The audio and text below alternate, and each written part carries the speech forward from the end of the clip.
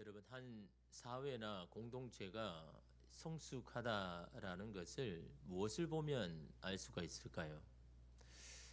사회가 발전하고 기술이 발달하면 그 공동체가 성숙해질까요? 삶이 윤택해지고 가지고 있는 것들이 많아지면 그 삶이 성숙해질까라는 겁니다. 근데 여러분, 성숙한 사회 공동체를 결정하는 척도는 그런 게 아니죠. 그것은 바로 그 중에 많은 것들이 있지만 다른 이의 아픔에 얼마나 공감하느냐, 이게 성숙한 공동체의 척도다라고 이야기합니다. 다른 사람에 대해 아픔을 공감할 수 있는 그런 공동체. 내가 눈을 마주하면서 매일매일 살아가는 이 가족이란 공동체 안에서 누군가의 아픔에 같이 공감할 수 있는 그런 가정이 성숙한 공동체라는 거죠.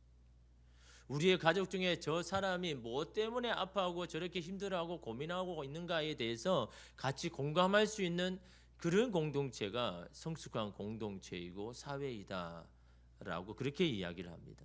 여러분의 공동체는 어떻습니까? 성숙합니까? 하나의 척도를 보면 알죠. 서로에 대한 관심이 있는가? 다른 사람에게 고통에 여러분 공감하기 위해서는요, 관심이 있어야 됩니다. 관심이 없으면요, 공감할 수가 없죠. 아베 피에르 신부가 쓴 단순한 기쁨이라는 이 책에 보면 아주 많은 이야기들을 하지만 삶을 배워가는 이 과정들에 대해서 어떤 것들을 이렇게 던져주는 이 책이죠. 그 특별히 말하기는 이 사람들이 희망과 소망을 혼동해서 사용한다라는 겁니다. 여러분, 희망은 무엇이고 소망은 무엇입니까? 뭐가 다를까요? 희망과 소망이. 온갖 종류의 소망을 가질 수는 있지만 희망은 단 하나뿐이다라고 그렇게 이야기합니다. 도대체 희망이 뭐기에 하나뿐이라는 걸까요? 소망은 여러분 많잖아요. 우리가 뭐 가지는 뭐 시험에 합격하는 것, 이것도 여러분 소망이죠. 그리고 이 전쟁터와 같은 이 땅에 평화가 임하는 것, 이것도 여러분 소망 아닙니까? 적게는 우리의 가정 자녀가 평안했으면 좋겠다, 이것도 여러분 소망이죠. 더 나아가지고 나 이 개인의 육신도 좀 건강했으면 좋겠다, 이러면 이것도 여러분 소망이죠. 소망은 이처럼요 다양합니다. 굉장히 많죠. 그러나 희망은 단 하나뿐이다라고 그렇게 이야기합니다. 그럼 희망이란 뭔가, 뭐기에 그게 하나인가? 그래서 그 책에 보면 희망은 삶의 의미와 연관되어 있다. 삶의 의미. 내가 무엇에 내가 삶의 의미를 가지고 있는가? 그게 희망이다라는 거예요. 희망이란 삶의 의미가 있다라고 믿는 것, 이게 희망이다라고 말합니다. 내가 살아가는데 내가 잘 살고 있다. 내가 이게 잘 사는 게 정말 행복하다. 내가 지금 공부하는 게 정말 나에게는 의미가 있는 일이다 라고 생각하는 그 사람 자체가 그게 희망이다라는 겁니다. 나는 희망이 없다라는 말은 무슨 말입니까? 내가 삶을 살지만 내가 별로 의미가 없어. 내가 왜 사는지 모르겠어. 이런 사람은 희망이 없는 거죠. 희망이 있다는 것은요, 내게 삶의 의미가 있다라고 아는 사람, 그게 이름 희망이다라는 거죠. 그런데 이 희망이란, 내가 삶의 의미가 있다라는 것을 어떻게 그러면 내가 깨닫느냐라고 말할 때 이 책에서는 그렇게 이야기하죠. 사랑을 베푸는 과정이 있어야 된다. 다른 사람에게 관심을 가지는 그런 과정이 있어야 된다. 그럴 때 삶의 의미를 찾게 된다라는 거죠. 사랑을 베푸는데 왜 내가 삶의 의미를 가지게 되느냐? 여러분, 그 사랑은 흘러가죠. 그 사랑을 베풀 때 어떻습니까? 관심이 갑니다. 관심이 가니까요, 그 사람에 대한 마음이 여러분 가는 겁니다. 그러니까 그 사람의 마음이 보이는 겁니다. 그 사람의 기쁨도 보이고 아픔도 보이고 고민도 보이는 겁니다. 그러니까 그 사람에 대한 마음의 애착이 가는 겁니다. 내가 어떻게 하면 저 사람을 도와줄까라는 마음이 드는 겁니다. 그래서 여러분, 그럴 때 여러분 내 마음이 치유되는 겁니다. 내 마음이 행복하는 거죠. 사람이 이상한 게요, 내가 원하고 내가 하는 것이 기쁠 수는 있죠. 그건 단순한 겁니다. 금방입니다. 일시적인 겁니다. 내가 이거 하면 내가 너무 기쁠 거야, 그거 오래 가지 않습니다. 사람은요, 그래서 기쁜 게 아닙니다. 내가 누군가의 마음을 알았을 때, 누군가의 기쁨을 알았을 때, 내가 누군가의 아픔을 알 때, 그때 그 아픔을 아는 내가 기쁜 겁니다. 그게 사람의 마음이거든요. 그래서 이 아베 피에르 신부는요, 고통받는 이에게 필요한 것이 무엇인가라고 말할 때 이렇게 말합니다. 나는 타인의 고통 앞에서는 두 가지 태도만이 바르다고 마음속 깊이 확신한다. 침묵하고 함께 있어 주는 것이다. 이게 고통받는 사람이 가장 원하는 것. 근데 우리는 어떻습니까? 그런 사람에게 자꾸 뭔가 정답을 알려주려고 하고 뭔가 자꾸 조언을 주려 하고 애쓰는 거죠. 야, 당신은 이거 못 보기 때문에 이런 거야. 당신은 이것을 알지 못하기 때문에 그런 거야. 당신은 이걸 깨달아야 되는데 라고 그 사람에게 자꾸 조언을 해주고 자꾸 정답을 주려고 애를 쓰죠. 근데 실제로 아픔이 있는 사람은요, 그걸 원하는 게 아니거든요. 그냥 침묵하면서 그냥 함께 있어주는 것, 함께 공감해 주는 것, 이게 그들에게는 큰 힘이 되고 위로가 여러분 되는 거죠. 그러기 위해서 여러분 관심이 필요하다는 거죠. 그러면서 여러분 그가 이런 말을 했습니다. 사르트르는 타인은 지옥이다라고 썼다. 나는 마음속으로 그 반대라고 확신한다. 타인들과 단절된 자기 자신이야말로 지옥이다. 사르트르가 말한 게 뭡니까? 타인은 지옥이다라는 말은 뭡니까? 아니, 사람들 때문에 내가 마음이 다쳐요. 내가 힘들어요.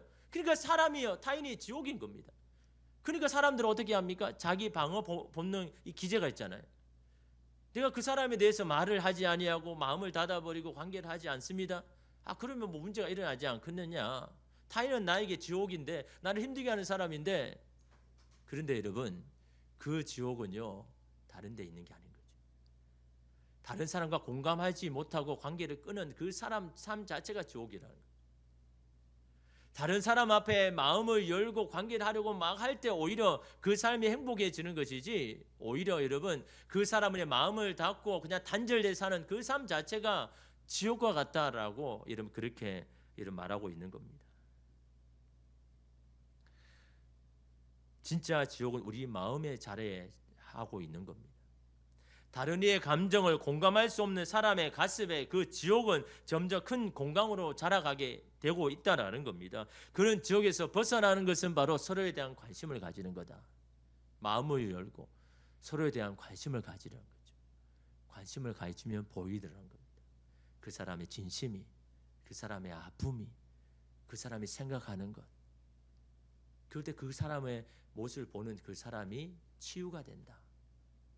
근데 그 사람의 모습을 안 보려고 하는 겁니다. 마음을 닫아버려. 그러니까 마음이 힘든 겁니다. 그렇게 하는 이유가 여러분 왜 그럴까요? 사람들은요, 나는 그 사람에게 사랑해서, 나는 그 사람에게 최선을 다해서 라고 그런 이야기를 합니다. 근데 그만큼 받지 못한 것 때문에 상처를 받잖아요. 근데 여러분 가만히 지켜보면요, 다 자기식의 사랑입니다. 자기 나름대로의 최선입니다. 나는 그 사람을 사랑해서, 근데 상대가 사랑으로 안 느껴지면 그건 사랑한 게 아닌 거죠. 내 식으로 그냥 사랑한 겁니다. 내 방식으로 사랑한 거죠.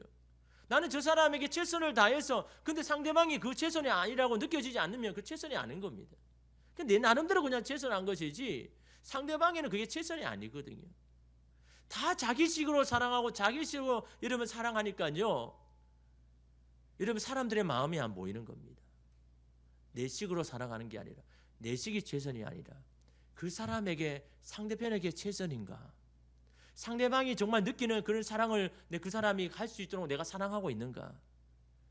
거기는요 관심이 필요한 겁니다. 관심을 하면요 여러분 그렇게 하는 겁니다.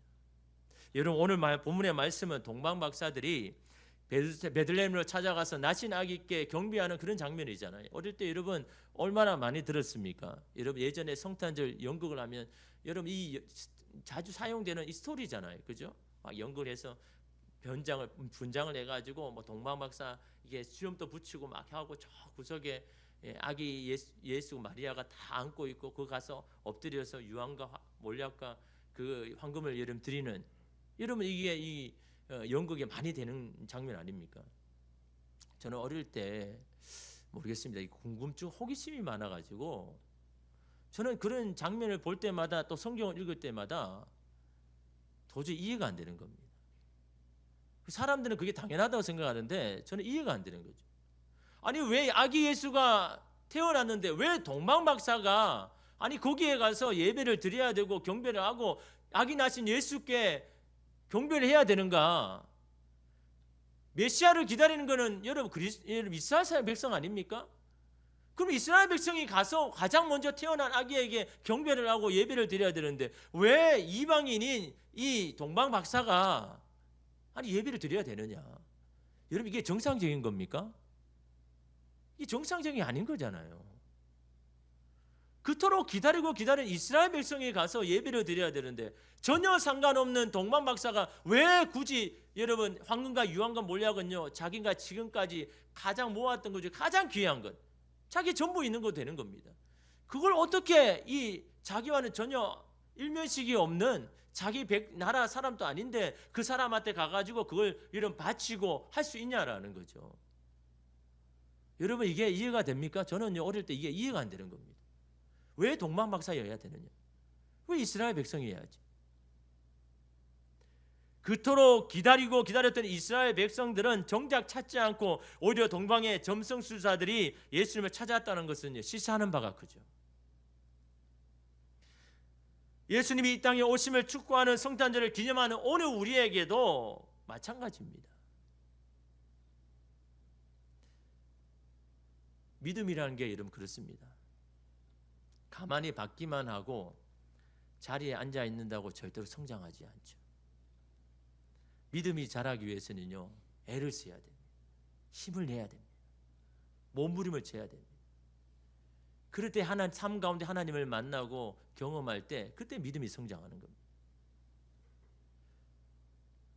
그것을 가능하게 하는 것이 관심입니다. 관심이 있으면요 그 관심이 가는 곳에 마음이 가고 몸이 가고 열정이 갑니다.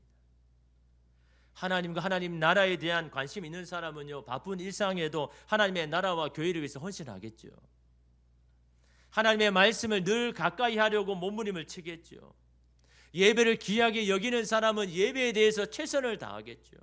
일찍 와서 하나님 앞에 기도로 준비하고 여러분 그렇게 예배를 준비할 겁니다. 왜? 그 사람에게 여러분 예배가 관심이 있으니까요. 하나님의 나라에 관심이 있으니까. 사무엘상 2장 30절에 보니까 나를 존중히 여기는 자를 내가 존중히 여기고 나를 멸시하는 자를 내가 경멸하리라. 엘리 제사장의 자녀들이 그랬잖아요. 제사장의 아들들인데도 하나님을 경외하지 않습니다. 하나님의 말씀에 대해서 그냥 무시합니다. 자기 뜻대로 자기 생각대로 그렇게 해버립니다. 그러니까 너무너무 답답하니까 그러는 겁니다. 나를 존중히 여긴 자를 나도 존중히 여기겠다. 얼마나 여러분 애타는 마음이 여러분 하나님 그렇게 말씀하셨겠습니까? 너희가 나를 존중히 여기지 않는데 내가 어떻게 너희를 존중히 여기냐? 물론 하나님 우리를 귀하게 여기시죠. 너무 안타까운 마음으로 여러분 그 말씀을 하시는 겁니다. 근데 관심은요 그냥 생기는 게 아닙니다. 적극성을 가질 때 생깁니다. 처음부터 하나님에 대한 관심이 생기는 게 아닙니다. 적극적으로 하나님을 찾으려고 하고 애를 쓰려고 할 때 여러분 그 관심이 생기고 그 관심이 결국은 하나님을 만나고 여러분 경험하게 여러분 되는 거죠. 잠언 8장 17절에 보니까 나를 사랑하는 자들이 나의 사랑을 입으며 나를 간절히 찾는 자가 나를 만날 것이다. 누가 하나님 사랑을 입는다고요? 누가 하나님을 찾게 된다고요? 나를 사랑하는 자들이 나를 간절히 찾는 자. 마태복음 7장 7절에 보니까 구하라 그리하면 너에게 주실 것이요 찾으라 그리하면 찾아낼 것이요 문을 두드리라 그리하면 너에게 열릴 것이니. 구하라 찾으라 문을 두드리라 이 모든 것이 하나님을 향한 주님을 향한 적극성을 가져야 된다라고 말씀을 하고 있지 않습니까? 오늘 말씀에 보면 동방 박사가 왜 여러분 이 이스라엘의 땅에 왔고 아기 예수를 그렇게 찾았는지를 오늘 말씀을 가만히 묵상해 보면 알 수 있습니다. 이 동방 박사는 여러분 큰 별을 따라왔잖아요. 그러면 한번 생각해 보십시오. 여러분 큰 별이라는 건요 너무너무 빛이 광해가지고 그쪽에 있는 많은 사람이 다 볼 수 있는 그 큰 별 아닙니까? 그런데 여러분 이스라엘 백성들이 그 큰 별에 대한 언급은 아무도 없습니다. 분명히 봤을 텐데 그 큰 별에 대해서 궁금해하거나 여러분 이상히 여긴 사람이 하나도 없다라는 겁니다. 오직 동방 박사만이 그 큰 별을 이상하게 여겼다라는 거죠. 왜 그럴까요? 아니 똑같은 눈을 가지고 똑같은 하늘을 바라보는데 똑같은 큰 별을 바라보는데 누구는 기이하게 여기고 이것이 예수님이 태어나신 징조다라고 여기고, 여러분 그 땅에 있는 많은 사람들은요 그 별에 대해서 아무런 흥미나 관심을 가지지 않습니다. 왜 그럴까요? 왜 그런 겁니까? 여러분 사람이요 본다고 다 보이는 게 아닙니다. 듣는다고 다 들리는 게 아닙니다. 관심을 가질 때 보이는 겁니다. 관심을 가질 때 들리는 겁니다. 그렇지 않습니까? 어떤 사람은요 길을 걸어가면서 분명히 나를 봤는데 저 사람이 아는 척을 안 해요. 의도적으로 아는 척 안 하는 게 아닙니다. 그 사람 눈에 안 보이는 겁니다. 그래서 여러분 안 보이는 것이지, 여러분 그것 때문에 여러분 상처 입으시면 안 돼요. 저 사람 나 분명히 아는데, 아니 분명히 내 앞에 지나갔는데 왜 아는 척을 안 할까? 그 사람 눈에 안 보이는 겁니다. 사람이 본다고 다 보이는 게 아니거든요. 근데 우리는 생각하기에 저 사람은 내 봤는데 왜 나를 모른 체 하나, 그게 아닌 겁니다. 그 사람은요 저도 그렇습니다. 한 번씩 지나가면요 그냥 머리에 딴 생각을 하거나 생각을 가지고 가면요 바로 앞에 있는데도 모릅니다. 그분이 저를 딱 이제 아는 체 하면 여기 계셨네, 분명히 여기 계셨는데 그때 아는 겁니다. 사람이 여러분 그런 겁니다. 여러분 눈을 뜬다고 다 보이는 게 아니거든요. 관심을 가는데 보이는 겁니다. 마음이 가는데 보이는 겁니다. 여러분이 보십시오. 이스라엘 땅에 큰 별이 있음에도 불구하고 아무도 여러분 여기에 대해 관심을 가진 사람이 없는 겁니다. 유도 이 동방박사만 그 별을 바라보면서 여러분 그랬다라는 거죠. 왜요? 나타날 메시아에 대한 관심이 있으니까요.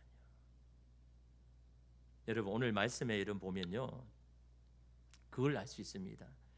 1절에서 2절에 보니까 헤롯 왕 때 예수께서 유대 베들레헴에 나심에 동방으로부터 박사들이 예루살렘에 이르러 말하되 유대인의 왕으로 나시니가 어디 계시느냐?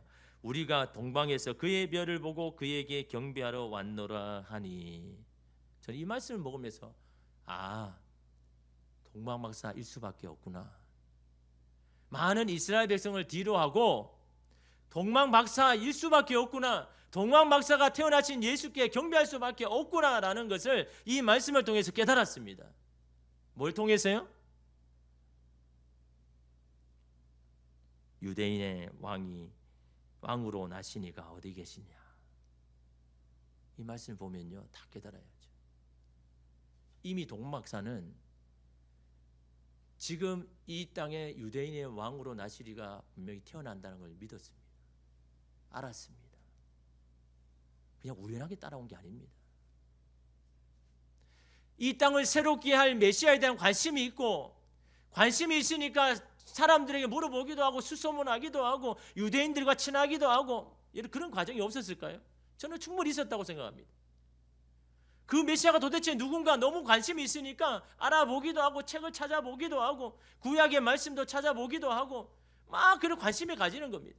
언제 그 분이 오실까 하늘을 쳐다보면서 같은 하늘을 바라보지만요 의미가 다른 겁니다.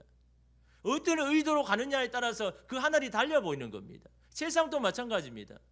내가 어떤 의미로 이 세상을 사느냐에 따라서 그 세상이 달라 보이는 겁니다. 똑같지가 않은 겁니다. 모든 사람이 보이는 세상이 다 똑같습니까? 다르죠. 내가 어떤 의미로 이 세상을 바라보느냐에 따라서 세상은 다른 겁니다. 동방박사가 여러분 하늘을 쳐다보는데 모든 하늘이 다 똑같습니까? 물론요. 물리적으로는 다 똑같죠. 보는 하늘 다 똑같지 뭐가 다릅니까? 그런데 어떤 의미로 그 하늘을 바라보느냐에 따라 다른 겁니다. 아무 관심이 없는 이스라엘 백성 하늘을 쳐다보자 그냥 별인 겁니다. 아무것도 아닌 겁니다. 그러나 동방박사 메시아에 대한 관심을 가지고 그분을 만나기를 원한 소망이 있는 사람은 하늘을 바라볼 때 다른 겁니다. 그 하늘을 바라보니까 갑자기 큰 별이 생겨가지고 아니 없던 별이 갑자기 왜 생겼을까? 이건 바로 메시아가 태어나는 징조 아닐까라고 여러분 그렇게 생각하는 겁니다. 그래서 그 별을 따라 여러분 온 거지요. 할 일이 없어서 여러분 따라왔겠습니까? 자기의 인생의 삶의 가장 큰 변곡점이 될 만한 이 메시아가 태어날 그 사람을 내가 정말 눈으로 봐야 되겠다라는 그런 열정과 의미가 바로 관심에서 비롯되었다라는 겁니다. 그래서 여러분 이 예루살렘까지 온 겁니다. 그러니 여러분 이 사람들의 생각이 어떻겠습니까? 아니 이방인 나도 메시아를 이렇게 기다리는데 당연히 오랫동안 이스라엘 백성을 구원할 그 메시아 이 사람들이 얼마나 잘 그렇게 기다릴까?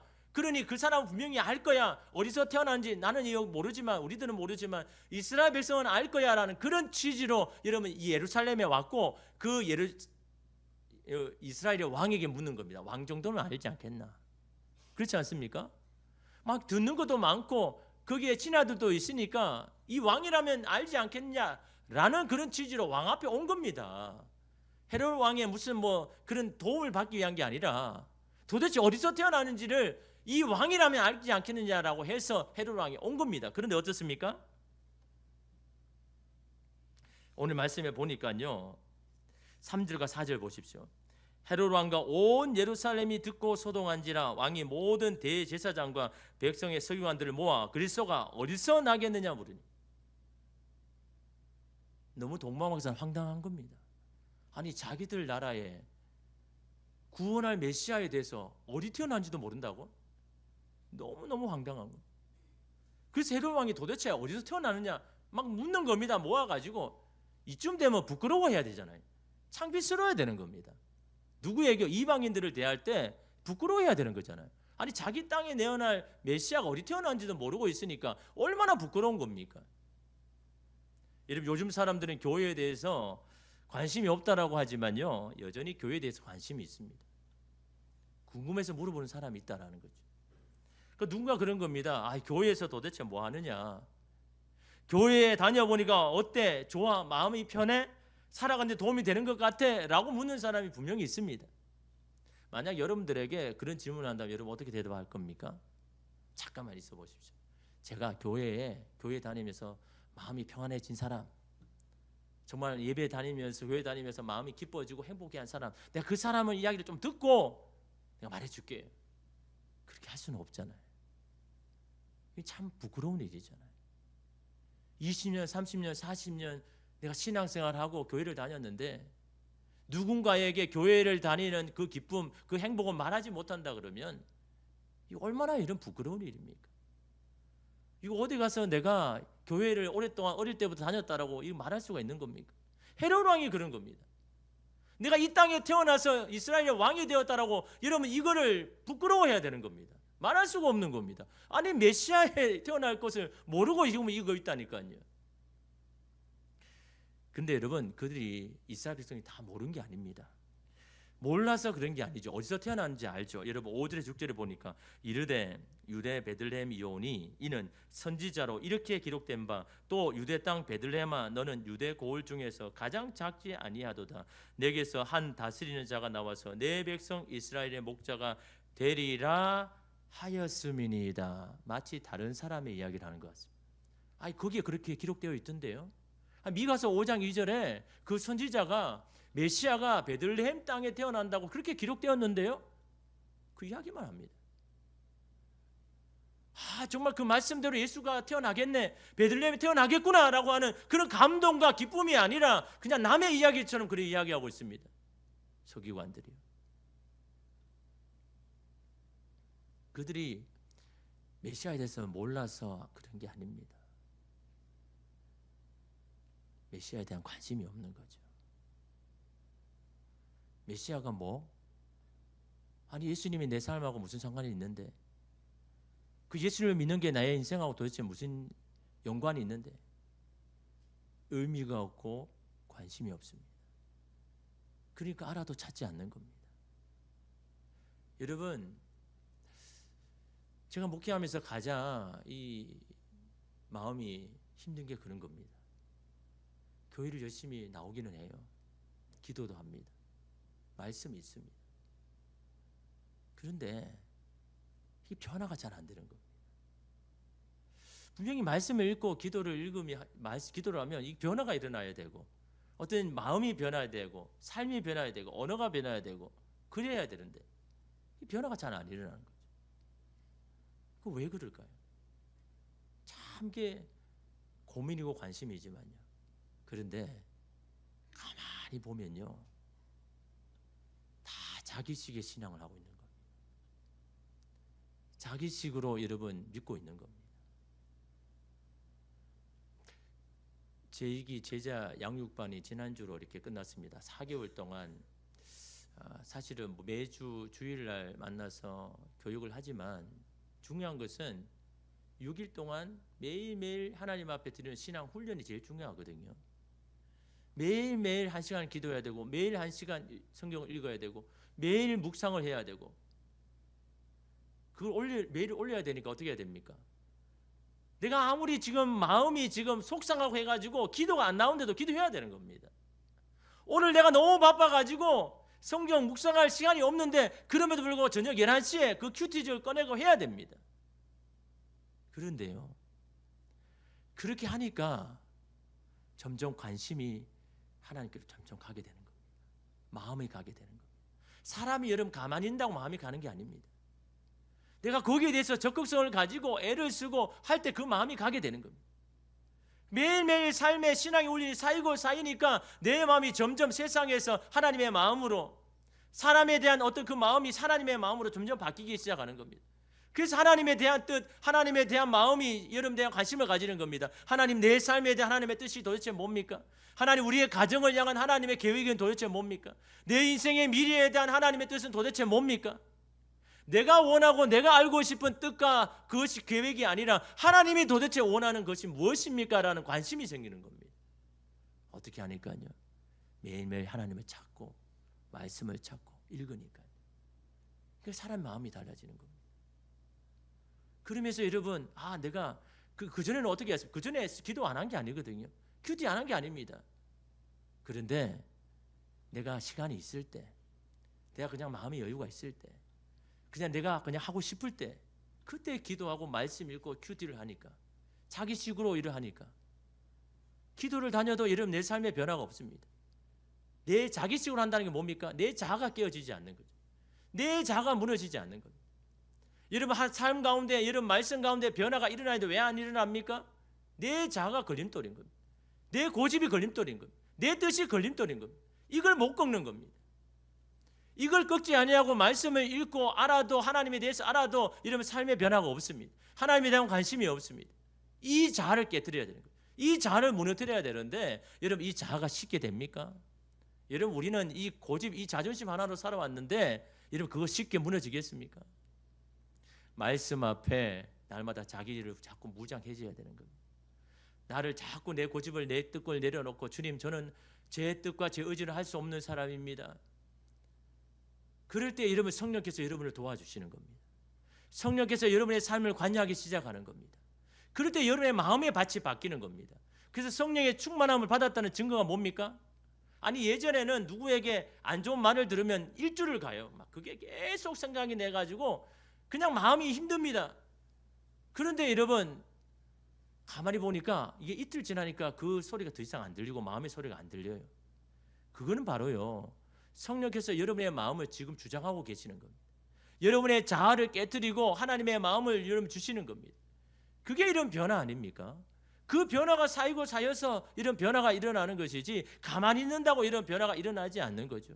성령께서 여러분을 하나씩 하나씩 장악해 나가야 되는 겁니다.